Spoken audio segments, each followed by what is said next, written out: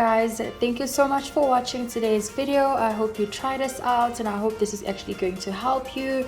This is for people that don't have blenders. So thank you so much for watching. Subscribe to my channel if you haven't. See you on the next one.